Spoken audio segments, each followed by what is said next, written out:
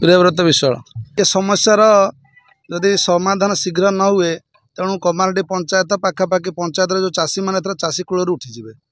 कारण कौन कि ये अंचल चाषी होती केवल टाइचुन पर निर्भर करती ये सारद हुए नहीं।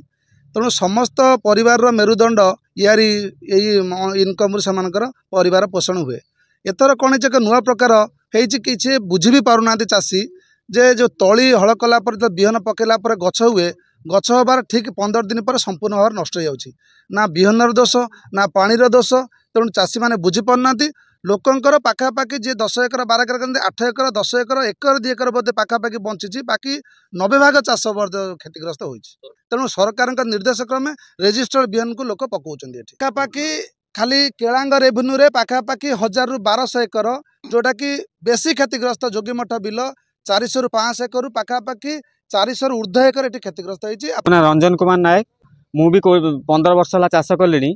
चाष भितर एथर कौन हो 10 एकर कर आम पाखा चाषी बहुत लोक मैंने मैंने आम यदि 100% है 90% धान नष्ट हो जाऊँगी। तली पकई सारापर 15 दिन पर जो आम पानी दि जाए पानी दवा पर भी गछ सब मरी जाऊँ माने गोटे गछ रोने जमती जे किसी जानी होने जी जो मान निर्देश आम जो सारी मसला आणुन जो दुकान रू से निर्देश आम आनिक गोटे देलु भिटामिन टाइप जिगर देलापर टोटाल ग्रुमट 2 बस्ता दे सारे पटास देचु यूरिया देचु सबू देलापर भी माने गोटे गछ रोने। सरकार आम कथा न बुझे आम चाषी कूल उठीजु एवं आम संसार पिला छुआ पाठ पढ़ी पारे एवं आमको लास्ट आत्महत्या करा पड़ो।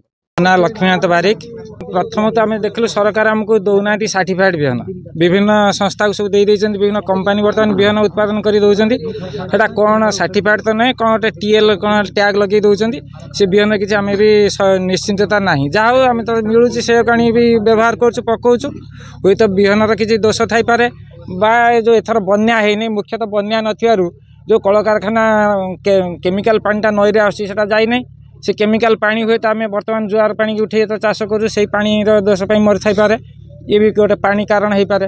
ये मुख्यतः बैतरणी नदीर पानी बैतरणी नदी शाखार जो पानी आसे पानी निर्भर कराऊँ। जाइलु कृषि अधिकारी को लिखित भाव देचु तहसिलदार को देकी आसु से भी डिमांड कर साइंटिफिक टीम आसी प्रकृत कारण कौन मरवार कारण आमको जनातु। प्राय समस्ते एवं गोटे समय एमती आसी सरकार टी धान रेट बढ़ाया पर जो मैंने कौटी जा दादन खटुले अन्य कल कारखाना काम करते सब युवपीढ़ी आसी बर्तमान चाष नियोजित होती वर्ष आउ प्राय आम केलांग रेवेन्यू कमाडीजीपी समुदाय जदि 1% जमी पड़िया थी ना सब बिल बाड़ी सारुआड़ी पर्यटन दालुआ कराई किंतु एमती से जो पिला माने दादन खटुले पड़िया चाष करते से बर्तमान कौन करेंगे कि चिंता कर काली एठी जने चाषी से भाया तार हिड उपर पड़ा मुझे देखिली पचार कौन है ना मुझे आत्महत्या करदेवी जाओ धरिकी नेलु नहीं घरे पहुँचेलु यही परिस्थिति बर्तमान पहुँचनी या पर भी कौन हो पारे।